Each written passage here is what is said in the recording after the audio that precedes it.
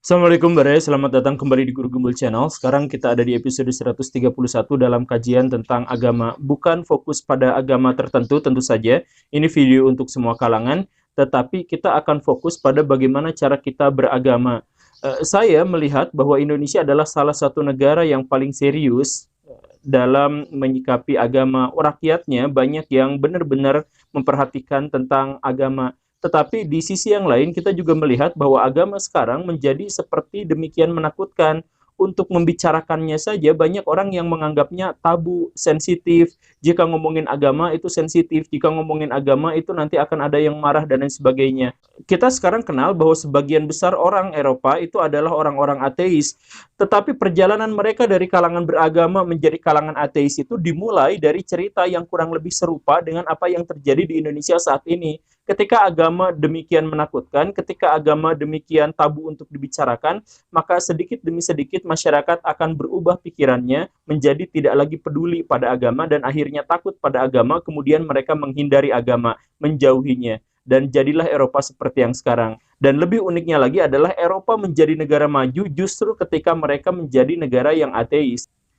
Jadi apa sebenarnya yang terjadi? Apakah agamanya memang salah ataukah kita salah dalam beragama? Atau kita punya pilihan lain? Apapun itu, kita akan bahas di episode ini. Saya harap episodenya pendek karena saya sudah beberapa kali kemarin bikin video yang lebih dari 20 menit. Oke, Baraya, kita akan mulai.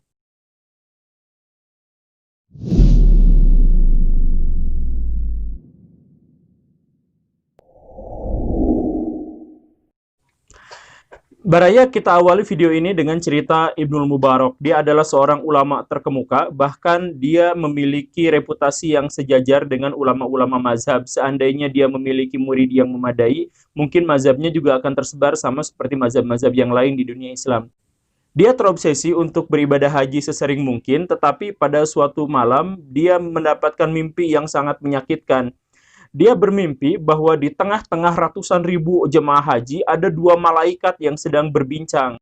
Berapa jumlah jemaah haji yang sekarang? Sekitar 600 ribu orang. Berapa yang diterima? Tidak ada satupun. Ibnu Mubarak yang sangat memimpikan untuk menjadi jemaah haji, tiba-tiba menjadi tersentak. Dia kaget, takut, dan pesimis. Bagaimana mungkin di antara sekian banyak jamaah haji yang datang jauh-jauh dari seluruh penjuru dunia ke Masjidil Haram, ternyata kebanyakan di antara mereka bahkan seluruhnya tidak ada satupun yang diterima amal ibadah hajinya. Tetapi salah satu malaikat kemudian meralat ceritanya. Dia berkata, oh ternyata ada satu orang yang diterima amalan hajinya. Namanya adalah Ali. Ali si tukang sol sepatu. Dia tinggal di Damaskus dengan rumah yang begini. Ibnu Mubarak segera bangun, kaget, keringetan. Bayangkan Baraya, ada malaikat yang menceritakan tentang sesuatu, tapi langsung nunjuk satu orang, dan orangnya itu diceritakan dengan sangat detail dari namanya, tempat tinggalnya, dan profesinya. Tentu saja ini membuat Ibnu Mubarak kebingungan. Akhirnya dia berangkatlah ke tempat yang ditunjukkan oleh malaikat tadi. Saya tidak tahu apakah pada waktu itu Ibnu Mubarak sedang ada di Merwa, tempat tinggalnya, atau sedang ada di Mekah. Tetapi dia datang ke Damaskus sampai berbulan-bulan perjalanan. Wahai Ali, saya itu dapat cerita dari malaikat bahwa engkau adalah satu-satunya orang yang diterima ibadah hajinya.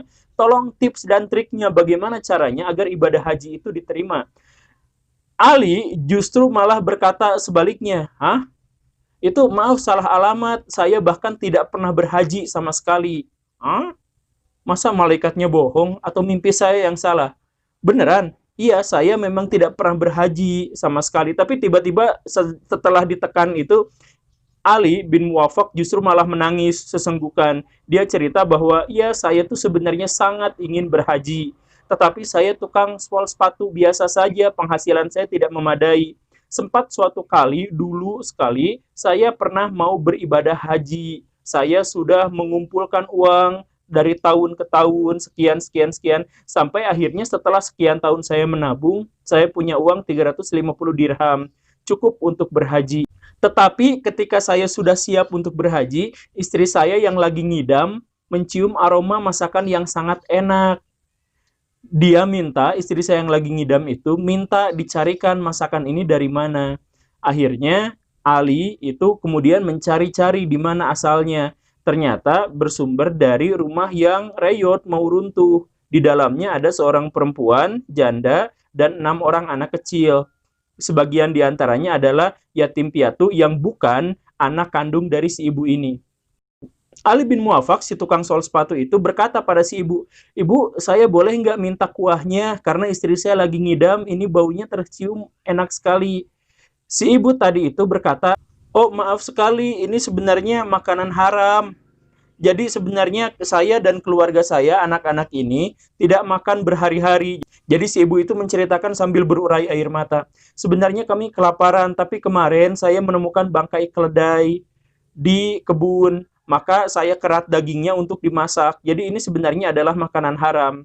Ali bin Muafak segera tersentuh hatinya. Dia pulang lagi cepat-cepat ke istrinya. Dia ceritakan kepada istrinya dan istrinya juga tiba-tiba menangis. Maka suami istri ini bersepakat bahwa tabungannya untuk berhaji itu seluruhnya diserahkan kepada si ibu ini, kepada si janda. Sejak saat itu dia tidak lagi memiliki kesempatan untuk berhaji karena pekerjaannya hanya tukang sol sepatu. Nah, mendengar cerita ini, Ibnu Mubarak nangis terseduh-seduh bahwa ternyata di antara sekian banyak orang yang berhaji, justru yang diterima hajinya adalah orang yang gagal berhaji. Nah, Baraya, saya pengen menceritakan kisah ini bukan untuk mempertanyakan ada orang-orang yang beribadah haji zaman sekarang pakai pesawat yang mewah dan tinggal di hotel yang mewah, bukan seperti itu. Tetapi saya ingin menceritakan bahwa cara beragama orang-orang masa lampau yang ternyata diterima oleh Tuhan itu bukan yang aneh-aneh, tetapi ketika mereka mampu mewujudkan ibadah itu dalam dunia sosial dan memperbaiki dirinya secara impersonal. Agama semestinya menjadi landasan moral, agama semestinya menjadi dasar dari tata kelakuan manusia untuk berbuat baik. Jadi ketika seseorang itu beragama, dia akan berpikir bagaimana solusinya agar para PSK itu kehilangan alasan ekonomi untuk dia melacur. Orang-orang beragama itu selalu berpikir bagaimana solusinya agar orang-orang gelandangan itu tidak memiliki lagi alasan untuk meminta-minta karena dia sudah cukup. Jadi bagaimana cara beragama itu diwujudkan dalam kehidupan nyata. Tetapi sekarang yang kita lihat dari agama justru sebaliknya, banyak orang-orang beragama yang menjadi sekuler dengan berkata misalkan, "Ya udah, yang penting mah kita fokus aja pada akhirat, jangan fokus pada dunia." Banyak orang-orang yang berpikir seperti itu kan, yang paling penting mah Tuhan, bukan dunia. Baraya, bagaimana cara memperbaiki akhirat? Satu-satunya cara adalah dengan memperbaiki kehidupan dunia. Kita tidak bisa memperbaiki akhirat di akhirat. Yang seharusnya terjadi adalah agama harus menjadi inspirasi bagi kebaikan kita, bukan menjadi tulang punggung bagi perpecahan bangsa. Kan kita melihat sekarang banyak orang-orang yang justru beragama itu dengan cara yang sangat menakutkan. Ada orang yang ingin bertanya, apakah Tuhan sekian, justru malah dihujat, dimarahin. Akhirnya banyak sekali orang-orang awam yang alih-alih beragama malah menjadi unek-unek. Padahal Baraya, dalam sejarahnya, agama itu menjadi inspirasi dari lahirnya peradaban. Banyak sekali ahli-ahli sejarah yang menyatakan bahwa manusia pertama kali berkumpul kemudian memerintah itu ketika mereka berkumpul dalam tempat peribadatan. Kalau Baraya melihat bagaimana sejarahnya piramid dibangun, piramid yang agung itu, karena mereka beragama, piramid itu dibangun atas landasan spiritual. Jadi spiritualisme itu akhirnya memunculkan sebuah peradaban. Baraya, salah satu landasan dari ilmu matematika itu muncul di Mesopotamia dan di India. Tetapi baik Mesopotamia maupun India itu memunculkan angka-angka matematis yang kita kenal sekarang sebagai angka suci, angka Tuhan. Mereka selalu menghubungkan antara spiritualisme dengan politik, dengan ilmu pengetahuan, dan sebagainya.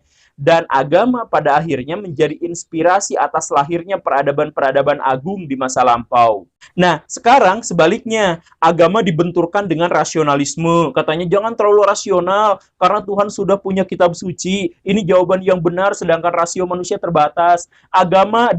Agama dibenturkan dengan kemanusiaan. Banyak kan orang-orang Islam yang kalau mau nyumbang, itu harus minta fatwa dulu. Bolehkah nyumbang pada orang-orang kafir? Banyak kan yang seperti itu. Banyak orang-orang Kristen yang nyumbang hanya gara-gara ada maunya, misi. Setelah orang disumbangnya masuk ke dalam agamanya, kemudian subsidinya ditarik lagi. Itu banyak juga cerita yang seperti itu. Apakah cara beragama sekarang manusia sudah demikian egois? Sudah tiba-tiba berpindah dari yang awalnya ketuhanan, kemudian tiba-tiba menjadi kelompok manusia. Saya punya kawan, dia orang Katolik, dia Chinese. Saat dia melihat video-video saya, dia minta ngasih saran pada saya, Pak, jangan bahas masalah-masalah sensitif. Yang dimaksud masalah sensitif itu adalah masalah agama. Kemudian beberapa hari kemarin juga ada warga Bali yang ngobrol sama saya. Dia nanya, Pak, punten sekali, maaf sekali. Tapi jawab ya, tapi jangan diapa-apain sayanya. Saya mau tanya, kenapa banyak orang Islam yang mengkafirkan orang lain? Hanya untuk bertanya hal yang itu saja, yang simple, yang seharusnya bisa dijawab dengan mudah, dia harus minta maaf, Pak, tolong jangan digamin-gamanin. Betapa agama sekarang menjadi sesuatu yang sangat menakutkan. Ini adalah tema yang sensitif. Bagaimana mungkin orang-orang bisa tercerahkan? Bagaimana mungkin orang-orang awam bisa menguyup indahnya agama? Ketika agama sekarang mau diberbincangkan saja, itu demikian menakutkannya. Ternyata bukan masalah agamanya. Yang saya lihat di sini adalah ketika manusia mencampur adukan egonya, kepentingannya dengan agama. Misalkan seperti ini Baraya, ini saya ambilnya ilustrasinya dari Islam lagi. Islam itu diturunkan oleh Tuhan, Jibril, kepada manusia untuk memberikan pencerahan kepada manusia. Tetapi si manusia-manusia ini tidak terima dengan agama Tuhan ini. Dia bikin sekte-sekte di dalamnya, bikin sekte Syiah, Mu'tazilah, Sunni. Mereka bikin parasit-parasit di dalam agama. Kemudian mereka mengkafirkan temannya sendiri.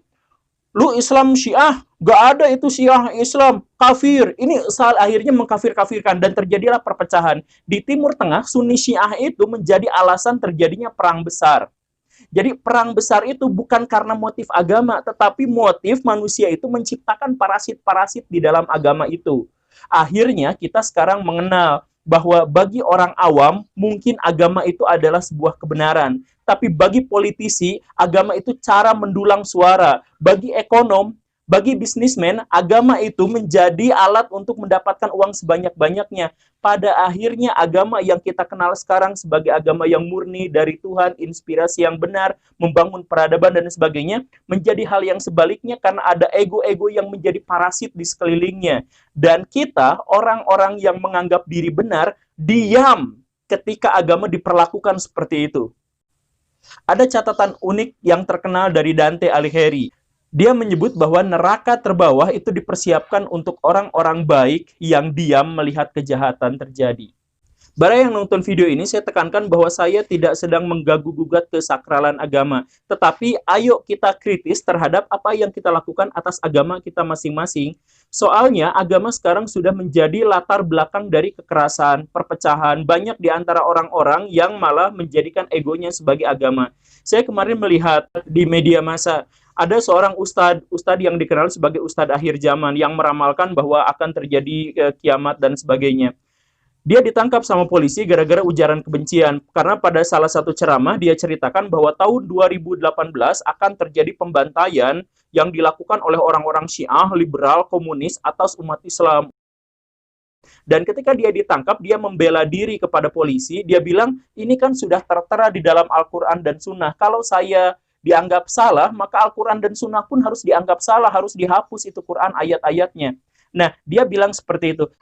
Agama benar-benar dijadikan sebagai tameng bagi ego dan kejahatan. Betapa tidak? Tidak ada satupun ayat yang menjelaskan bahwa tahun 2018 akan ada orang komunis, akan ada orang Syiah, akan ada orang liberal yang menyembelih muslim. Itu gak ada dalilnya. Tetapi Ustadz itu sampai berani bilang seperti itu, artinya dia menganggap bahwa dirinya itu benar dan disesuaikan dengan kitab suci, padahal dia hanya menafsirkan dengan cara yang salah kitab suci itu. Dan modus-modus seperti ini menjadi gambaran bagi dunia secara keseluruhan. Saya dulu menjadi heran kenapa Mahatma Gandhi, seorang spiritualis Hindu yang jelas kehinduannya dan identitas kehinduannya sudah pasti, dia bilang ketika ditanya oleh seorang wartawan Inggris, apa agama Anda? Agama saya adalah Islam. Seandainya Islam mengajarkan kemanusiaan, agama saya adalah Kristen. Jika Kristen mendukung kemanusiaan, agama saya adalah Hindu. Seandainya Hindu adalah mengajarkan kemanusiaan, agama saya adalah kemanusiaan. Bagaimana mungkin Mahatma Gandhi memisah antara agama dan kemanusiaan? Tetapi baru sadarlah saya sekarang bahwa agama dan kemanusiaan sekarang memang sudah benar-benar terpisah. Di zaman itu, orang Hindu Shiva dan orang Hindu penganut Brahman itu perang. Orang Hindu dengan orang Muslim perang. Bayangkan, India adalah salah satu negara tertua di dunia. Usianya ribuan tahun. Tapi dia bisa dipecah gara-gara perbedaan agama. agama ternyata bisa memecah belah masyarakat, bisa menghancurkan sebuah peradaban. Sekali lagi, kita bukan melihat agamanya yang salah, tetapi kita memboncengkan ego dan hawa nafsu kita atas nama agama. Baraya, saya akan akhiri video ini dengan sebuah kisah. Di tahun 1800-an, 1900-an, ada seorang samurai muda. Dia jenius dalam pertempuran jarak dekat, dia tidak terkalahkan, dia adalah samurai yang luar biasa. Tetapi di sisi lain, dia juga sangat religius. Dia selama bertahun-tahun mendalami ajaran Buddha, sutra-sutra Buddha dipelajari dengan sangat baik. Pada suatu kali, dia hendak mengetes dirinya, pengetahuan dirinya soal agama, kepada seorang biksu Zen. Dia datang, dia menceritakan kepada biksu Zen itu, saya telah mengenal sutra begini, hidup itu adalah kekosongan, yang ada di alam semesta ini pada hakikatnya adalah hampa, kosong, nyata adalah tiada, tiada adalah nyata, dan sebagainya. Dia ceritakan begitu banyak penafsirannya atas sutra-sutra Buddha. Maka biksu Zen yang tadi itu hanya merokok dengan tersenyum-senyum, dia mendengarkan dengan baik. Tetapi di tengah jalan ketika si samurai itu sedang menyebutkan salah satu sutranya, itu pipa rokok si biksu Zen itu dipukulkan, peletak ke kepalanya. Sontak si samurai itu sudah refleks kalau samurai itu langsung berdiri dan cabut pedang, hendak menebas. Tapi si biksu Zen itu malah tertawa. Di mana kekosongan tiba-tiba menghasilkan kemarahan. Si samurai muda langsung tertegun, kaget, dan langsung duduk lagi. Kemudian dengan sangat sederhana, biksu Buddha itu menceritakan satu kalimat yang benar-benar mengubah hidup si samurai. Kebanyakan orang beragama sekarang lebih banyak makan kertas resep makanannya daripada makanannya. Agamanya tidak menyerap dalam diri, tetapi hanya ada di mulut dan di pikiran saja. Ditafsirkan dalil, dihafalkan dalil, tetapi dalam realitas nyata itu tidak ada sama sekali. Itulah yang dalam agama Islam disebut sebagai para pendusta agama. Para pendusta agama adalah orang yang sholat, orang yang ibadah, tapi dia membiarkan fakir miskin ada di sekitarnya, tanpa memberikan solusi. Oke, Baraya, itu saja. Semoga bermanfaat. Kalau Baraya menganggap video ini baik, silahkan share. Tonton episode saya yang lain. Saya Guru Gembul. Assalamualaikum warahmatullahi wabarakatuh.